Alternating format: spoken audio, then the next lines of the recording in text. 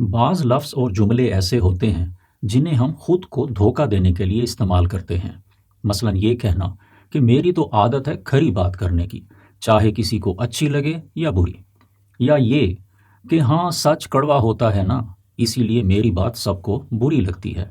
या ये कि मैं कोई बात अपने अंदर नहीं रखता या नहीं रखती, मैं सब कुछ मुंह पे कह देता हूँ या कह देती हूँ। या ये कि I am a straightforward person, I speak right on face, whether anyone likes it और नॉट, आई डोंट केयर। ये बातें शैतान के वो तीर हैं जो वो दिलों को तोड़ने, नफ़रतें बढ़ाने, लड़ाई झगड़े पैदा करने और फितना फसाद फैलाने के लिए हमारे दिमाग की तरकश में रखता है और हमारी ज़ुबान की कमान से चलाता है, और हमें एहसास ही नहीं होता कि हमारे तीरों ने कितनों को कितने गहरे ज़ख्म लगा दिए। एहसास होना तो कुजा, बल्कि हम अपनी बात को एक हक बात और अच्छी बात समझते हुए उस पर फ़ख्र भी करते हैं, और यूं हम खुद को धोखा देते रहते हैं।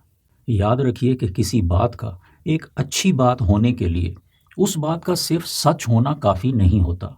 ज़रा सोचिए कि उस बात से बढ़कर सच्ची बात कौन सी हो सकती है, जो बात भटके हुए लोगों को अल्लाह की तरफ बुलाने के लिए कही जाए।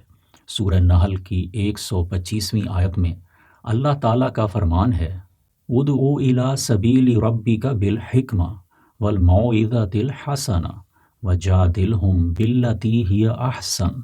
अपने रब के रास्ते की तरफ लोगों को हिकमत के साथ और खुश उसलूबी से नसीहत करके दावत दो, और अगर बहस की नौबत आए तो उनसे बहस भी ऐसे तरीके से करो जो बेहतरीन हो। जब कायनात की इस सबसे बड़ी सच्चाई वाली बात को भी अल्लाह ताला ने सिर्फ हिकमत और खुश उसलूबी के साथ ही कहने का हुक्म दिया है, तो क्या हम अपनी छोटी छोटी सच्चाइयों को खुश उसलूबी के बगैर कह देने का हक रख सकते हैं? हर हाल में सच गोई आसन तो है, मगर अरफा है दिल किसी का कभी टूटने न पाए।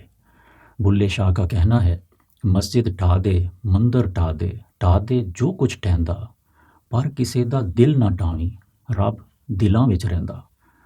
जब हम नबी करीम सल्लल्लाहु अलैहि वसल्लम की सीरत का मुताला करते हैं तो हमें आप सल्लल्लाहु अलैहि वसल्लम की ज़िंदगी दो औसाफ से भरपूर नज़र आती है, जो हैं अखलाक और मोहब्बत।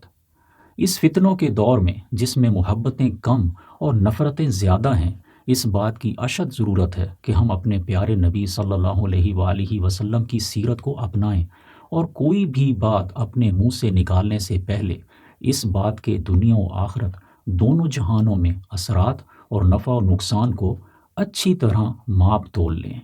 इससे पहले कि तू लफ्ज़ों को बोल ले, हर लफ्ज़ को ज़रा तराजू में तोल ले।